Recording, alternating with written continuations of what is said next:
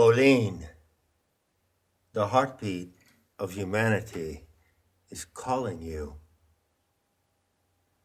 Also the heartbeat of the earth, your divine mother.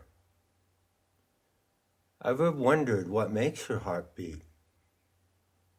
What makes it continue to beat? Just imagine an old-fashioned phonograph. How does it work? You place the vinyl disc on the photograph, right? Turn it on. You place the needle, the stylus, in the groove. The groove is in the heart.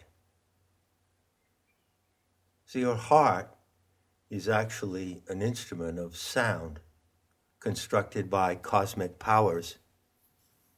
And in the heart, in the groove of the heart, there's a bead that floats. A bead of sound that you can't hear. The name for the heart in Sanskrit, in Tantric cosmology, is anahata, which means the unstruck sound, yet it is a sound. So the bead floats in your heart, and it runs around and around the grooves of the old vinyl disc. And that's what actually keeps you alive and keeps your heart beating. And she runs that mechanism. So every time your heart beats, she gives you the heartbeat. And her heart beats with you. And all that is truly mysterious. And it is also mysteriously true. Everything is material. Even love. Even love is material. So what about love? That's a subject to consider when the subject of heartbeats comes into view, isn't it?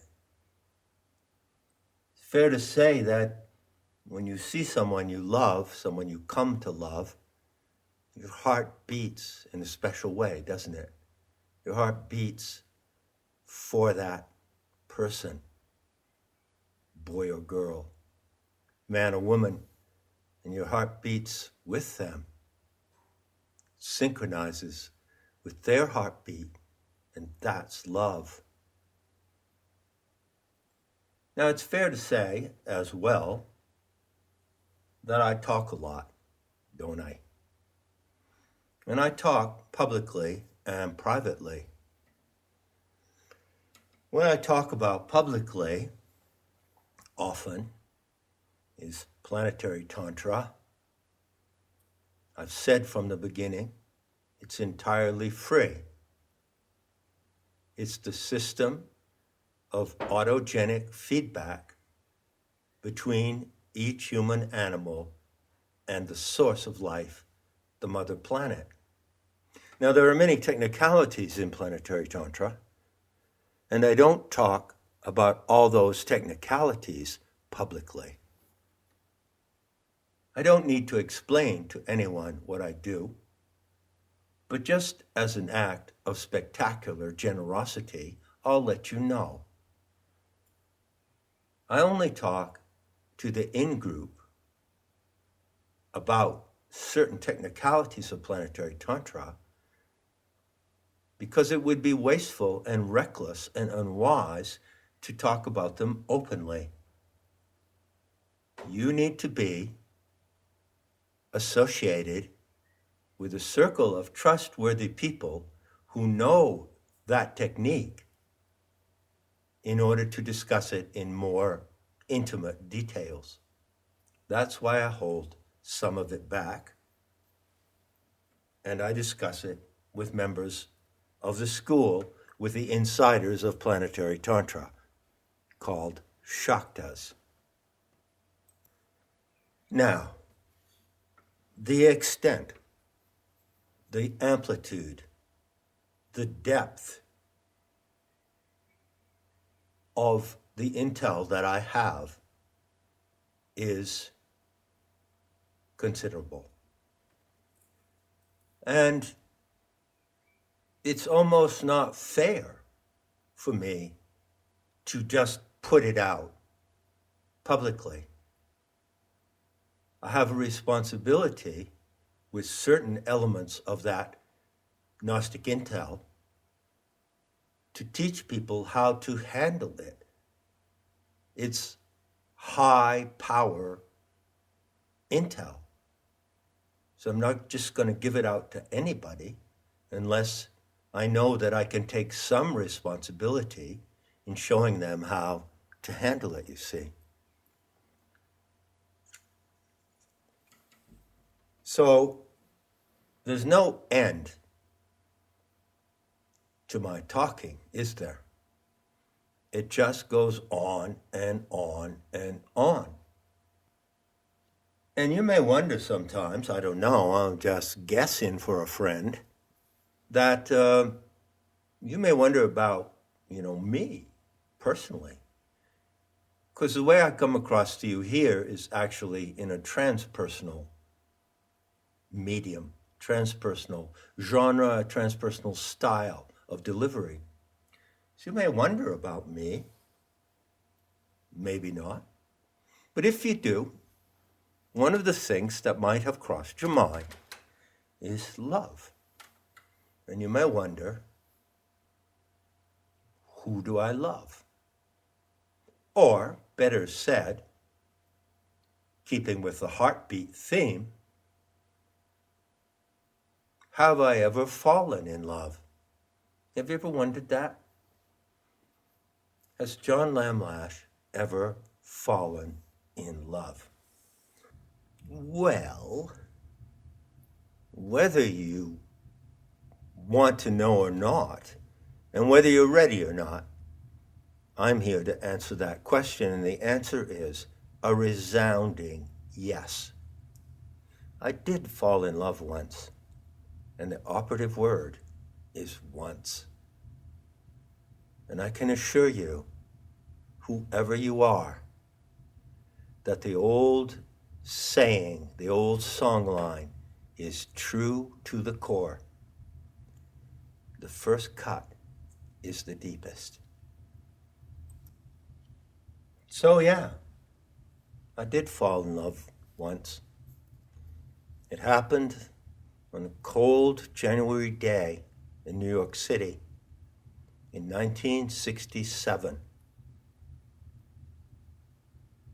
I fell in love with a 14-year-old girl, and her name was Michele Kerouac. And after that, I never fell in love again. Not to say that I haven't loved again. Not to say that I don't love now. There are men and women in the world today that I love deeply, but I haven't fallen in love with them. I've made the choice to love them. There's a saying in Planetary Tantra. It's a beautiful, beautiful saying. Love is a force of discovery. Now, how would I comment on that saying if you haven't heard me use it before? What it means is that when you find anything to love in life, when you encounter anything that you come to love, such as an animal, a man or a woman, a place, a tree, when you come to that experience, you have been led there by the force of love already. Love is a force of discovery. It's a cosmic power. It wends through the entire universe. And it leads you to those things that you come to love, to those things and those persons and animals. It leads you to them. And so when it's real love, and you see them for the first time in your life, by chance or whatever, you see that person you come to love in front of you, the force of love has already brought them to you.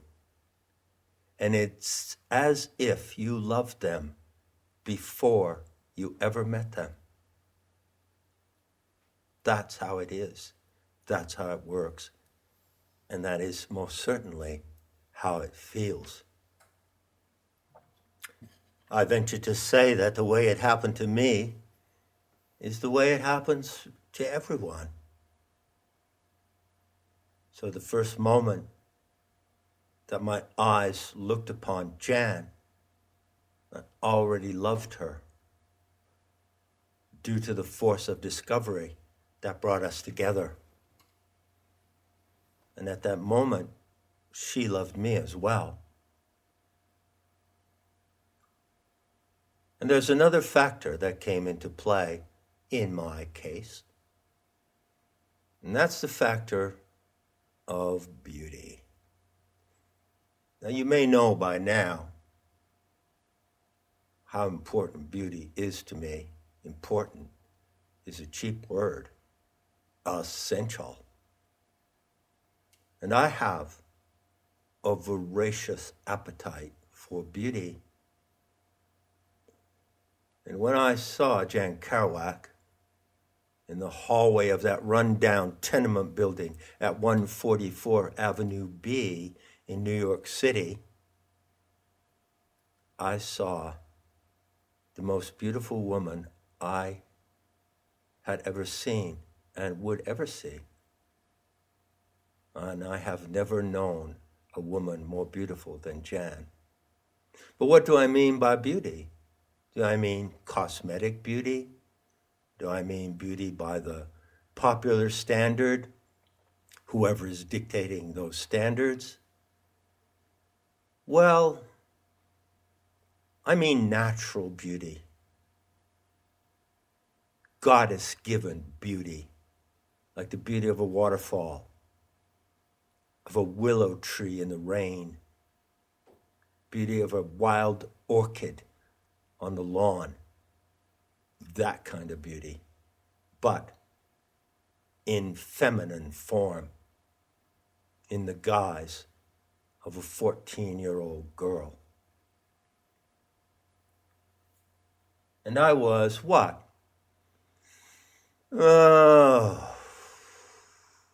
21 at the time. So there were about 6 or 7 years. She was born in 1952, January 16th, 1952. And there was Jan, and what can I say?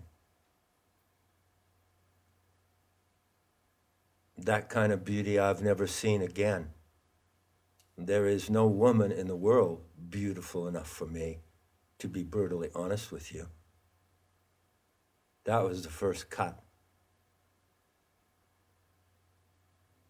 First time and only time I ever fell in love.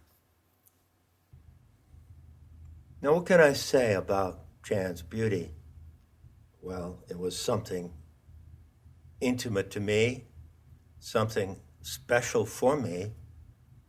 It was something the universe prepared for me alone to receive. At the same time, if you want to put it in popular terms, she was a stunner. Beauty of Jan Kerouac was literally traffic stopping. I can remember incidents when I would be with her on the street somewhere, particularly in New Mexico, I remember. We'd be in Santa Fe walking down the street. And you would hear the screech of tires, I kid you not. And often it was a carload of Latinos or pachuchos, locals of the area. Jan spoke fluent Spanish, by the way. and they would slam on the brakes and create a traffic jam when they saw her on the street. So she had a beauty on a standard that attracted that kind of attention. And tragically, as I've said, Jan had the curse of beauty. I call it the curse of beauty because it brought to her a lot of attention that she didn't want and most certainly didn't need. And she didn't always handle it well, unfortunately. You see, Jan had her beauty, and she also had her character. But she didn't have the character of a woman who knew how to exploit her beauty, and she had no desire to do so.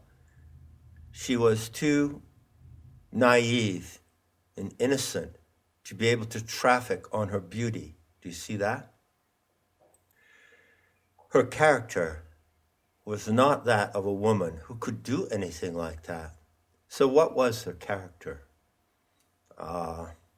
She was a magical child. She had an IQ of 187, and that's close to 40 points above me. She was so smart. She was so intelligent that, again, she didn't even know where to go with her intelligence. And she was mischievous and playful in such a wonderful way. She had an impish smile, twinkle in her eyes, and a mischievous curl in her lips when she smiled. And many, many things amused her. Everything amused her. The whole tragedy, the complete scale of stupidity of the human condition just amused her. And I amused her too.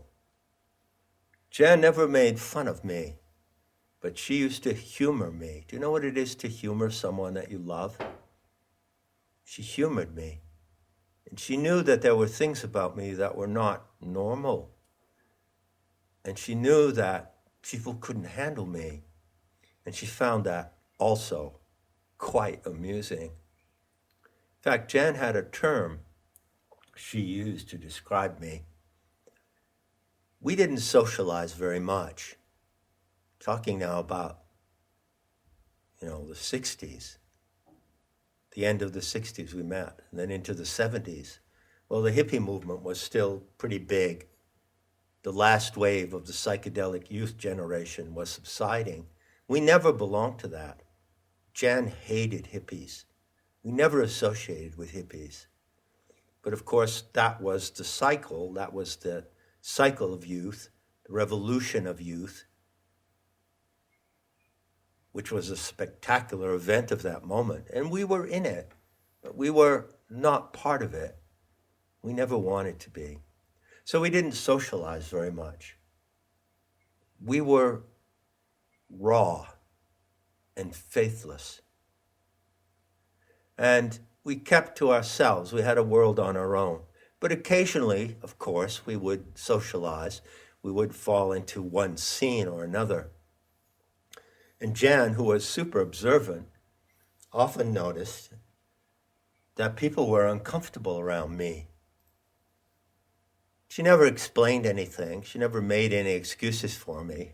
Hell no. But she used to smile in that wry, mischievous way she had. And she would comment sometimes to people. And she would say, nah, don't mind him. He's like an astringent. Like witch hazel.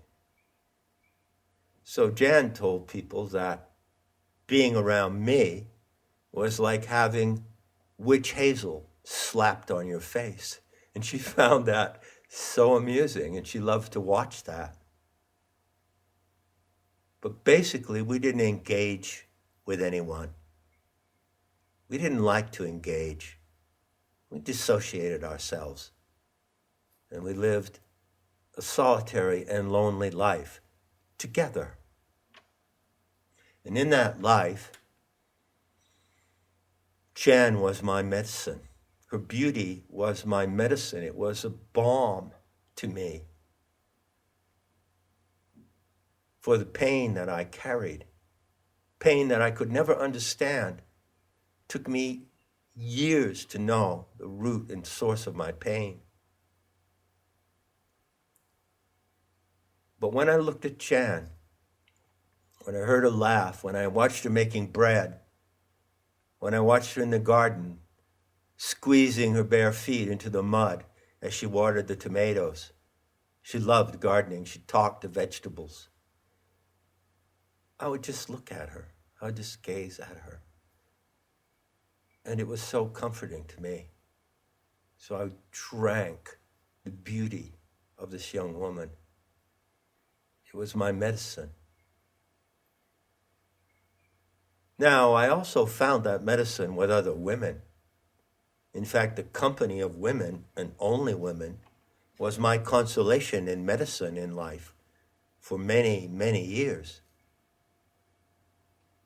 But with Jan, it was that unique medicine that I couldn't find anywhere else, that helped me, nurtured me, so that I could withstand the intensity of what I was suffering until I came through and broke through, and I knew what that suffering was about. It's about the tragedy of the mother. It's about the root of all addiction. That is addiction to the pain of not being seen. But I saw Jan, and Jan saw me. So our love was an exclusive affair, standing aside from the world. We were misfits and renegades, never really found our place, even in the social order of our peers at that time, or any other time. Now I have my peers, now that Jan's gone, and I have them because I create them. You know, the French writer, probably don't know, Stendhal, he was a romantic writer of the 19th century. He wrote a lot about romantic love. It's quite instructive to read what he said. And one thing he said was, love does not seek equals, it creates them. And that's what I do now with my love.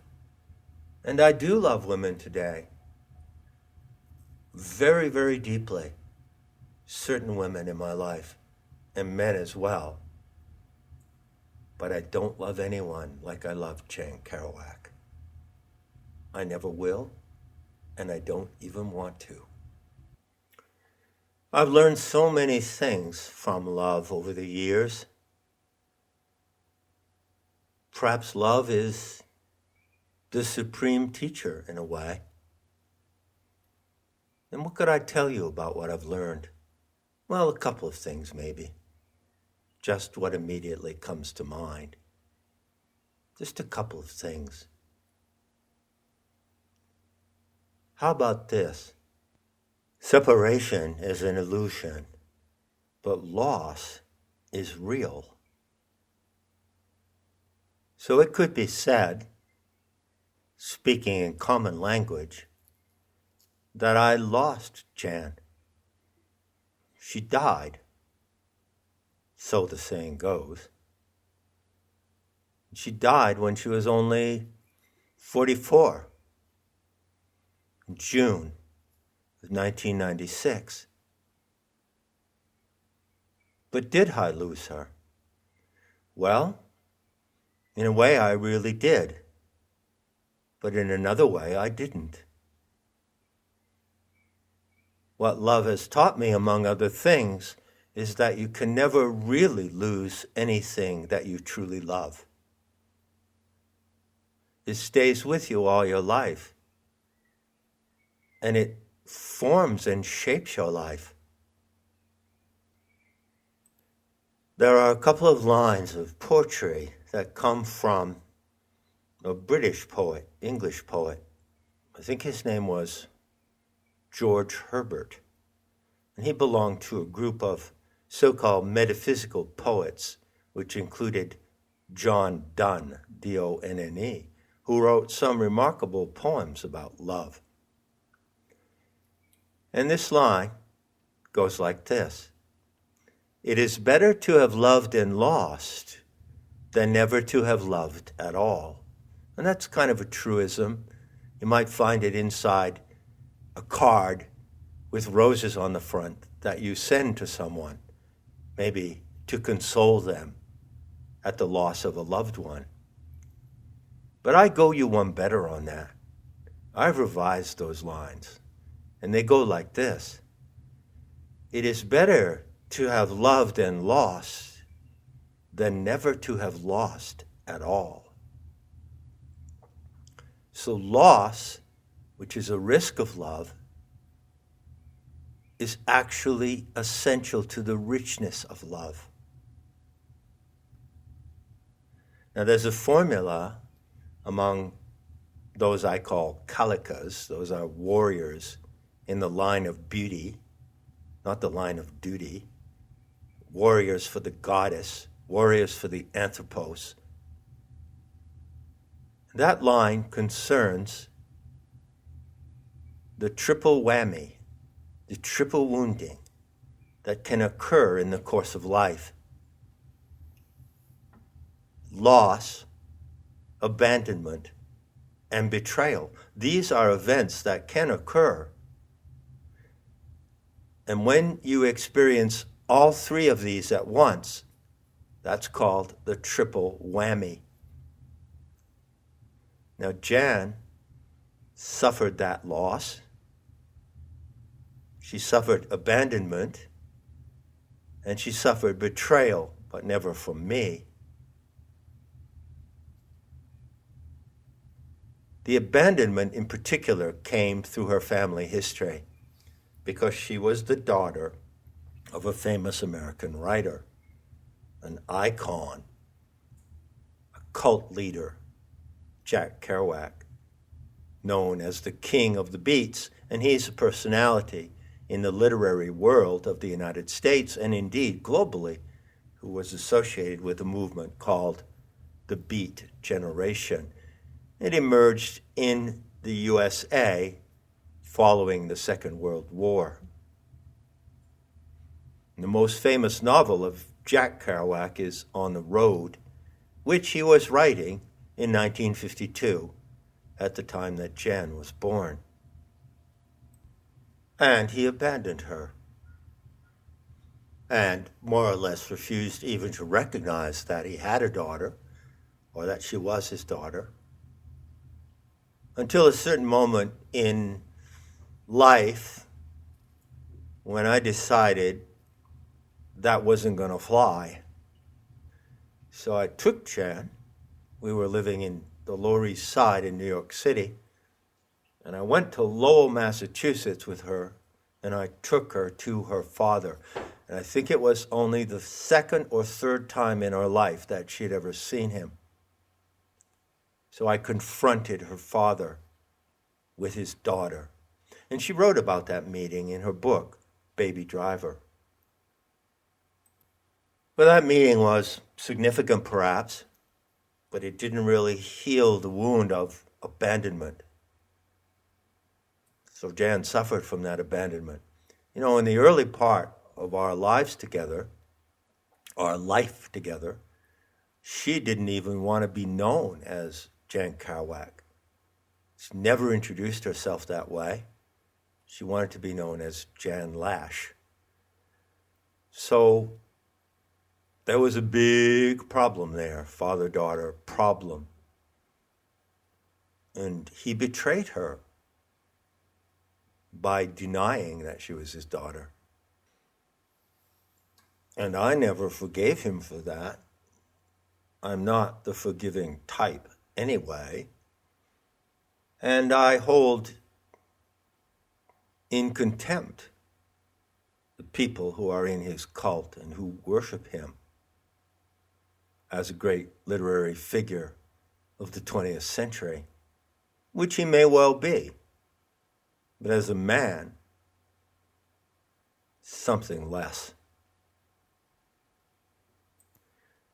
It is better to have loved and lost than never to have lost at all. That's something that I've learned from love. And what is the second thing, I might say? Well, I'm reminded of an incident that happened once when I was in a place called Marion, Marion, in Massachusetts. And I was associated with a group of people there and an institute.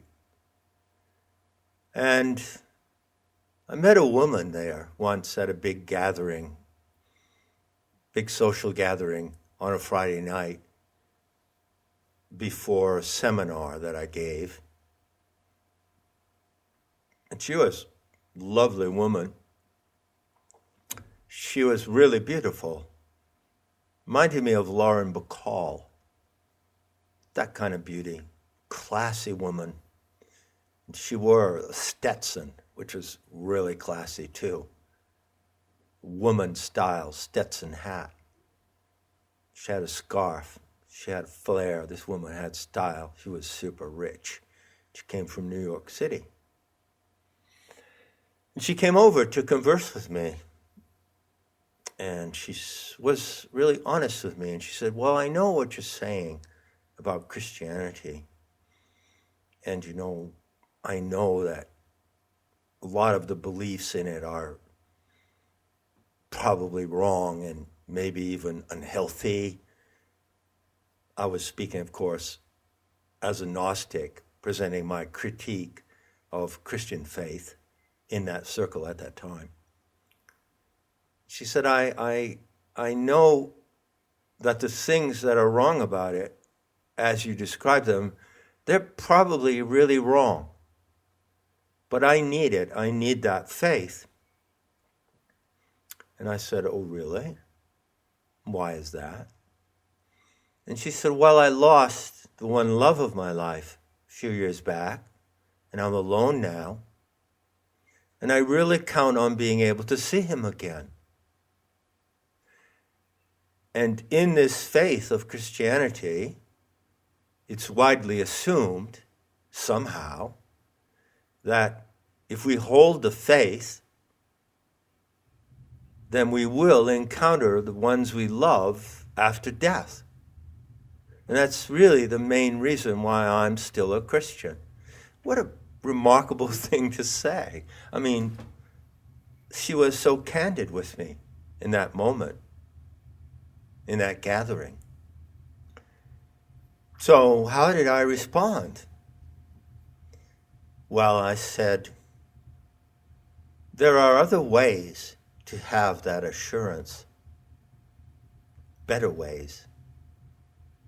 But of course, it was a passing conversation in a social setting, and it was no place or occasion for me to go into the subject any deeper than that. But let's say I go into it deeper right now with you. Let's see if I can tell you something about what I learned from love that is truly transcendental.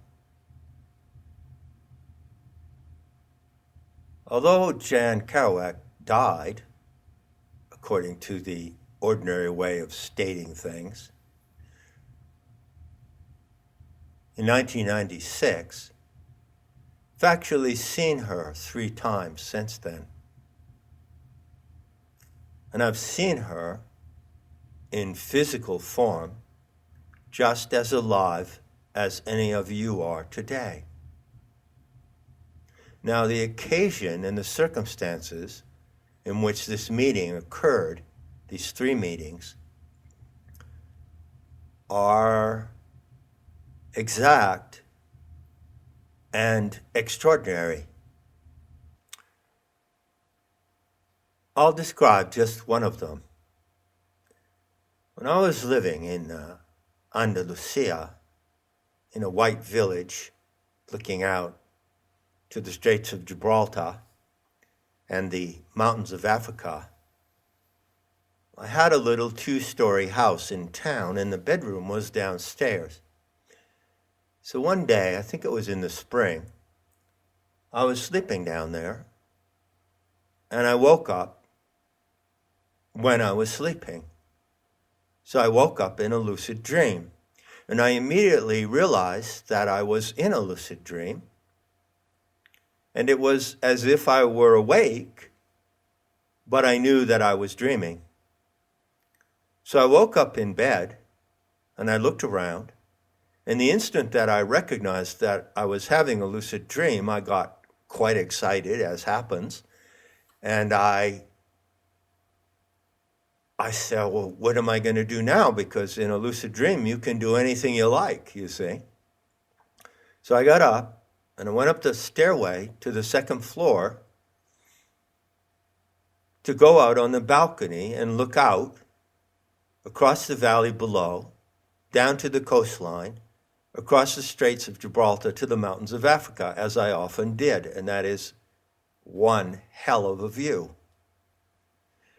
And when I stepped out on the patio of the house, I didn't see that view.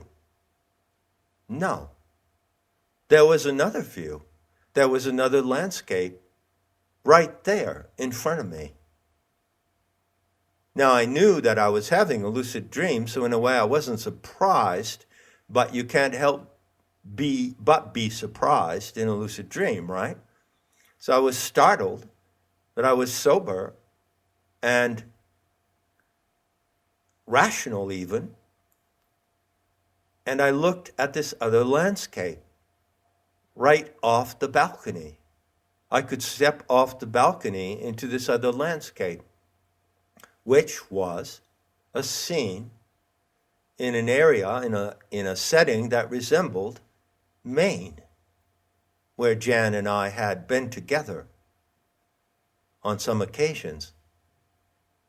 And it resembled certain places in the coast of Maine where you have a grassy area leading to ledges that face upon the ocean, and you look out across the water to islands, and you look out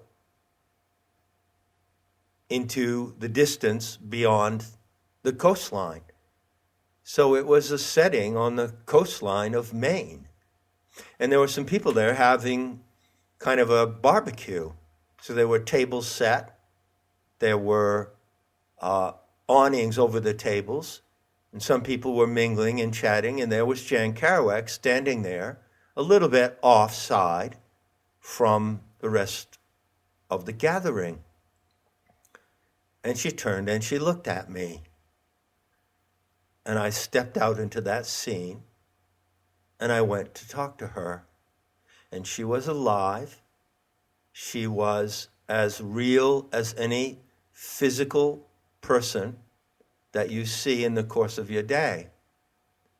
But of course, it was not this physical or material world in which that meeting happened. So where did that meeting happen? Where do you think that meeting happened? It didn't happen in another dimension, and it didn't happen in some imaginary setting that was purely the product of my mind. It happened in a real world setting. Now, due to previous experiences I've had over the years, I recognized the setting. I've been there before, and I knew at that moment that in that lucid dream, I had been transported to Andromeda. Now, Andromeda is the galaxy that is closest to ours, and it is the partner or counterpart to the galaxy in which we live. And on Andromeda, among the 4 spiral arms of that galaxy, tucked inside one of those arms, called the Cyrene limb, there's a planetary system which is the mirror world to this system you and I inhabit. So there is a mirror Earth. There is another Earth that is the mirror to this Earth and everything that happens here. But it's not a mirror like the one you see in the bathroom. It's a mirror of non-similarity. So all the events that occur on Andromeda do not mirror exactly the appearances on Earth, but they take another form. They look different, but they are the exact mirrored appearances. This is something that I've learned over many years about the Earth world in M31, the Andromeda Galaxy, which, by the way, is the most distant object visible to the naked eye. You can see it unaided by a telescope. Now you may wonder why that world is there and how it comes to be there. Well, that brings up a tremendous subject. And lately I've been inclined to talk to you about this subject, the control group. Whenever you have an experiment, there needs to be a control group in order to know if the experiment works. So if the experiment consists of subjecting 1,000 subjects to something, for instance, to an experimental vaccine, then half of those subjects don't take the vaccine. They're in the control group. And there's no way to know if the experiment with the subjects who do take it is effective unless you measure and evaluate the results against the control group. Now, I've often said that here on Earth, you and I are living in a divine experiment. The control group for that experiment is in the Andromeda Galaxy. And there you find all those who have appeared to have died. And some of them, not all, it gets complicated, some of them look exactly like they do here. So Jen looked exactly like she does here, except of course she was 9 times larger, and so was I, because there's a 9-degree magnification on the Andromeda mirroring planet. So there we were, and we had an encounter. And I knew, as I knew the other 2 times I saw her under different circumstances, that she was not just alive, she was more than alive.